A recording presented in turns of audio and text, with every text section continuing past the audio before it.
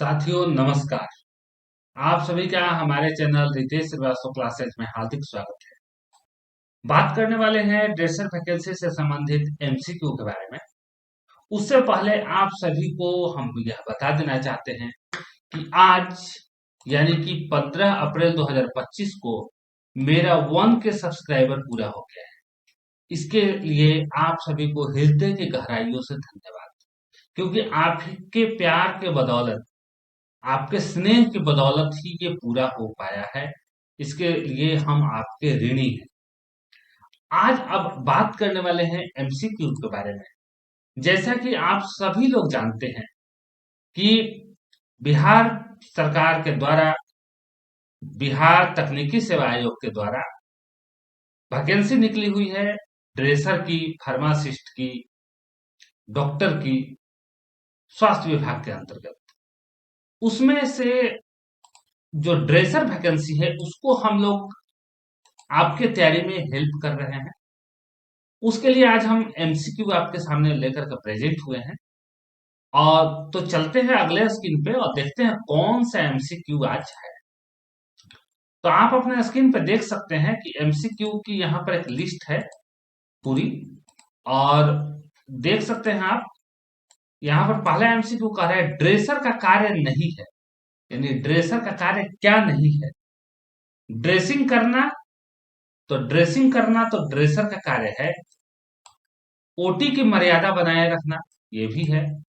चिकित्सक की मदद करना, ये भी है।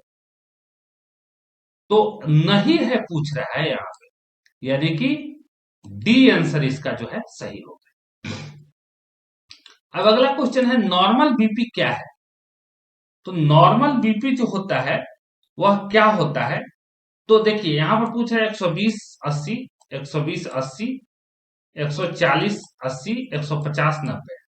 यहाँ पर जो 120/80 दे रहा है ये प्लेन, यहाँ पर मतलब सिंपल दे रहा है। बट होना क्या चाहिए 120/80 mm/Hg, यानी कि 20 सही होगा। अब हम थर्ड क्वेश्चन की तरफ चलेंगे। थर्ड क्वेश्चन क्या कहता है इसको देख लेते हैं। तो थर्ड क्वेश्चन पे अगर हम नजर डालें यहाँ पे, तो थर्ड क्वेश्चन है नॉर्मल पल्स रेट क्या है? यानी नॉर्मली पल्स रेट क्या होनी चाहिए? तो 72 मतलब पर मिनट, 72 पर मिनट। इंट्रामस्कुलर यानी आईएम इंजेक्शन किस मस्कुलर में दिया जाता है? तो यहां पर 4 का देखते हैं। तो क्या ऑप्शन दिया है? Pectoral, biceps, triceps, deltoid. तो यानी कि बी होगा। 5 बीसीजी वैक्सीन किसके रोकथाम हेतु दिया जाता है? तो बीसीजी वैक्सीन का जो मुख्य कार्य है क्या है? किस रोग को रोकने के लिए दिया जाता है? लेप्रोसी के लिए दिया जाता है, मलेरिया के लिए, जॉन्डिस के लिए, या ट्यूबरकुलोसिस के लिए? तो ट्यूबरकुलोसिस के लिए यानी टीबी के लिए। 6 नंबर क्वेश्चन है विटामिन सी की कमी से क्या नहीं होता है? रतौंधी, कॉर्निया का सूखापन, ऑल, नन। दोनों नहीं होता है, रतौंधी और कॉर्निया का सूखापन, यानी सी ऑप्शन सही होगा। अगला क्वेश्चन है विटामिन सी का मुख्य स्रोत क्या है? देखिए विटामिन सी, एक तो विटामिन सी में प्रचुर मात्रा में अम्ल होता है। और यहां पर हम अगर देखें तो नींबू होगा इसका ऑप्शन, दूध, चना, पपीता नहीं होगा।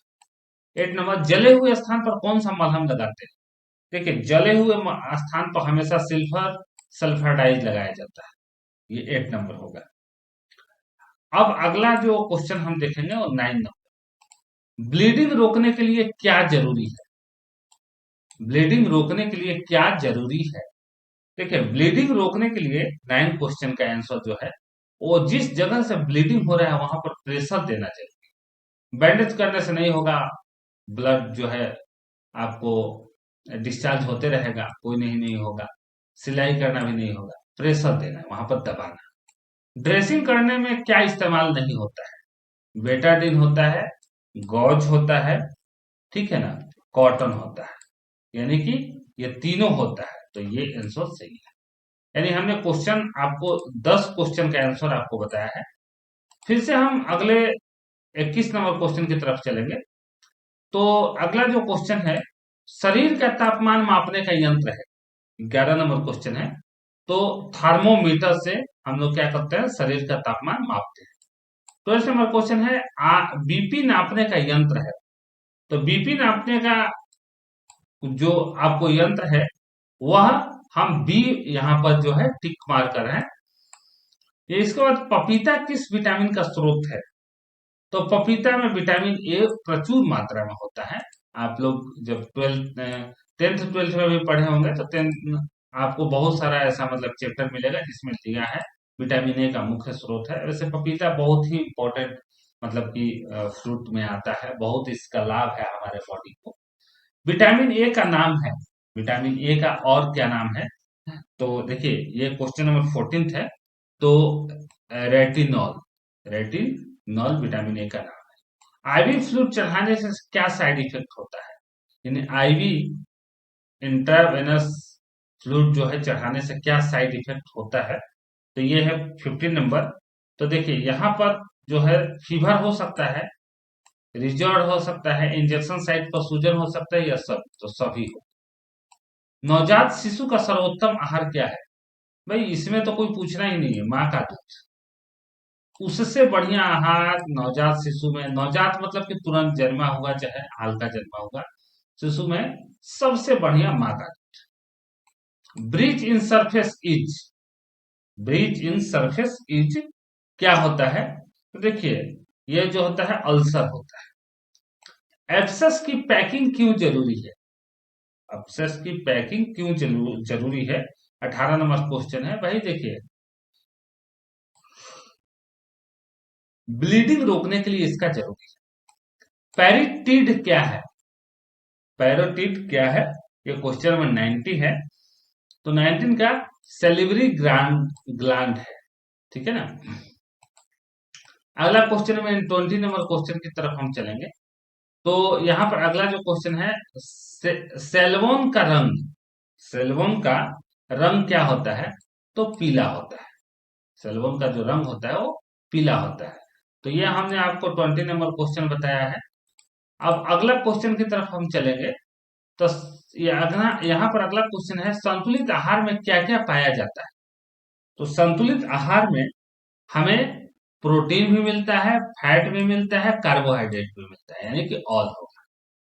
22 विटामिन बी की कमी से क्या होता है? तो विटामिन बी की कमी से बेरी बेरी रोग होता है। यानी बेरी बेरी रोग किससे होता है? तो विटामिन बी की कमी से होता है। 23 प्राइमरी सर्वे ऑफ ट्रॉमा क्या होता है? ये क्वेश्चन नंबर 23 है। इसका सी होगा ABCDE, ठीक है ना। 24 लॉन्ग बोन फ्रैक्चर को कैसे सपोर्ट करते हैं? ये क्वेश्चन नंबर 24 है और इसका जो आंसर होगा स्प्लिंट देके, ठीक है ना। तो हमने आपको क्वेश्चन नंबर 24 बताया है। अब क्वेश्चन नंबर 25 की तरफ हम चलेंगे। बुखार होने पर क्या करते हैं? बुखार जब आपको होता है तो क्या किया जाता है? 25 नंबर। तो ये हम कोल्ड स्पॉन्जिंग भी करते हैं, पैरासीटामोल टैबलेट भी लेते हैं। 26 मलेरिया किस मच्छर के काटने से होता है? 26 होगा। तो फीमेल एनोफिल्स मच्छर के काटने से होता है। कार्बोहाइड्रेट डाइजेशन के बाद क्या बनता है? यानी कार्बोहाइड्रेट जब पच जाता है उसके बाद क्या बन जाता है? ये 27 नंबर क्वेश्चन है। तो भाई देखिए कार्बोहाइड्रेट ग्लूकोज बनाता है। प्रोटीन डाइजेस्ट होके क्या बनता है? तो प्रोटीन जब डाइजेस्ट होता है तो एमिनो एसिड बनता है, ठीक है ना। ड्रेसर की ट्रेनिंग एक वर्ष को क्या कहते हैं? मतलब ट्रेनिंग का जो पीरियड है ड्रेसर का, तो ये देखिए ये सर्टिफिकेट कोर्स है।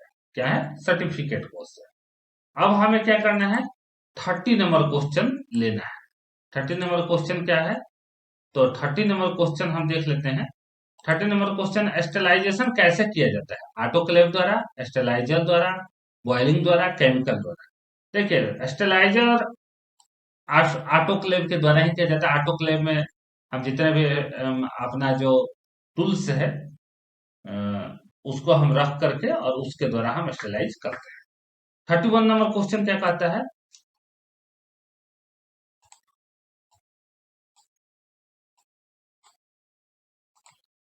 31 नंबर क्वेश्चन कहता है ऑटोक्लेव का टेम्परेचर क्या होना चाहिए। देखिए ऑटोक्लेव का जो टेम्परेचर है वो 121 डिग्री सेल्सियस होना चाहिए। 32 नंबर है ड्रेसिंग हेतु उपकरण। तो देखिए ड्रेसिंग के लिए उपकरण क्या क्या चाहिए, sponge holder, tooth forcep, successor, all. तो 32 का ऑल होगा। अब हम 33 नंबर क्वेश्चन की तरफ चलेंगे। तो 33 नंबर क्वेश्चन क्या कहता है देख लेते हैं।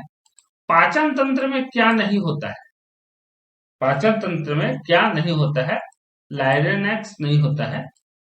34 श्वसन तंत्र में क्या होता है, 34 तो लंग्स होता है।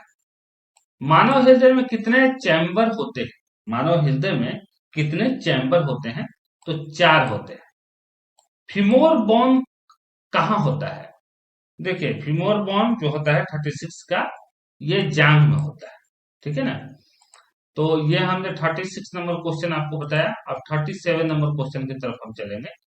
तो लीवर पेट के किस भाग में होता है, 37 नंबर, तो दाएं भाग में, दाएं ऊपर। 38 नंबर और नॉर्मल ब्लड शुगर रेंडम कितना होना चाहिए या क्या होना चाहिए, ये 38 नंबर क्वेश्चन है। तो देखिए normal blood sugar up to 140 mg होना चाहिए। नॉर्मल एचबी इन मेल यानी कि नॉर्मल हीमोग्लोबिन मेल में कितना होना चाहिए, 39 नंबर क्वेश्चन है, तो 12 से 14 होना चाहिए। सामने वाले दांत का इंसिसर टीथ का मतलब सामने वाले दांत का कार्य क्या होता है। देखिए सामने वाला दांत का जो कार्य होता है वो काटना होता है कोई चीज को, ठीक है ना। चबाना तो अंदर का दांत है, दोनों नहीं होगा कोई तो होगा ही नहीं। तो ये हमने 40 क्वेश्चन आपको बताया। अब 41 क्वेश्चन की तरफ हम चलते हैं। उबलते हुए पानी में जलने पर होता है, उबलते पानी में जलने पर क्या होता है, 41 नंबर क्वेश्चन है, तो स्काल्ड होता है। Female reproductive organ, female reproductive organ मतलब क्या, ये 42 नंबर क्वेश्चन है।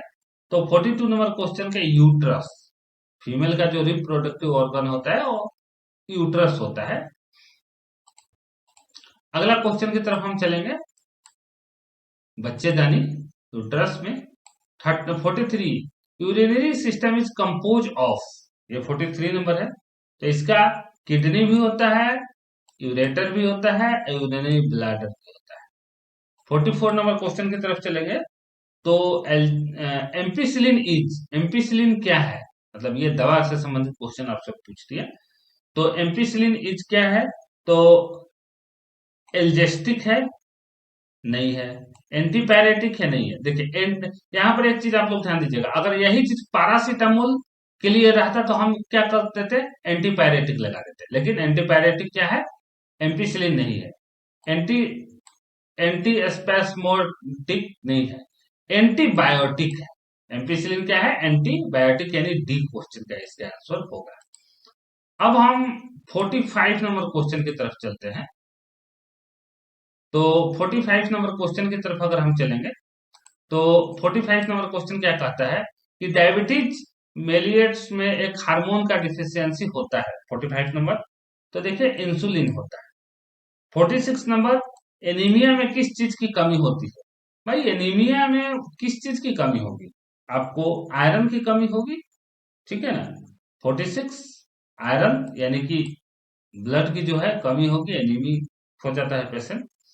दाल में क्या होता है, देखिए दाल में तो प्रोटीन होता है, 47 यानी प्रोटीन होगा, ठीक है ना। इसके बाद यहाँ पर 47 के बाद हम 48 नंबर क्वेश्चन की तरफ चलेंगे थोड़ा। 48 नंबर क्वेश्चन क्या कहता है, तो 48 नंबर क्वेश्चन कहता है यहाँ पर कि हेल्थ स्कीम है, प्लस पोलियो हेल्थ स्कीम है, DOT for TB health scheme है, DDC tablet for filaria health scheme है। तो यहाँ पर 48 नंबर क्वेश्चन क्या कहता है, देखिए पल्स पोलियो एक स्कीम है, इसको स्कीम के तरह चलाया जाता है, घर घर जा करके हमारी जितने भी आशा बहनें हैं, हमारे हेल्थ वर्कर हैं, वो सब जा करके हर रेलवे प्लेटफॉर्म पे, हर बस स्टैंड पे, वहां पर एक एक लोगों का ड्यूटी लगता है और वो लोग हर बच्चे को पोलियो पिलाते हैं। तो ये तो स्कीम ही है। डॉट फॉर टीबी, टीबी ये भाई देखिए डॉट फॉर टीबी, ये टीबी भी स्कीम में ही है। इसको मतलब कि सभी लोगों को घर घर पहुंच करके खोजबीन कर करके मतलब door to door service provide की जाती है। DAC tablet for filaria, diethyl carbamazepine, ये जो टैबलेट है ये दिया जाता है। तो ये फिलेरिया के रोग के लिए है। तो ये भी घर घर जाकर के दिया जाता है, यानी कि हेल्थ स्कीम में सब आ जाएगा, ऑल आ जाएगा। अब अगला क्वेश्चन है normal urine output, 49 number question. तो देखिए 150 ml पर डे, ठीक है ना, 1500 ml, sorry 1500 ml per day. T bandage कब करते हैं? ठीक है, टी बैंडेज हम तब करते हैं जब पेरिनियल बाउंड हो, ठीक है ना, पेरिनियल बाउंड हो तब हम करते हैं। तो ये हमने 50 क्वेश्चन का आपको आंसर बताया। ये आपको वीडियो कैसी लगी जरूर बताइएगा। अगले वीडियो में मिलेंगे तो आपको कुछ और जानकारी देंगे। तब तक के लिए धन्यवाद।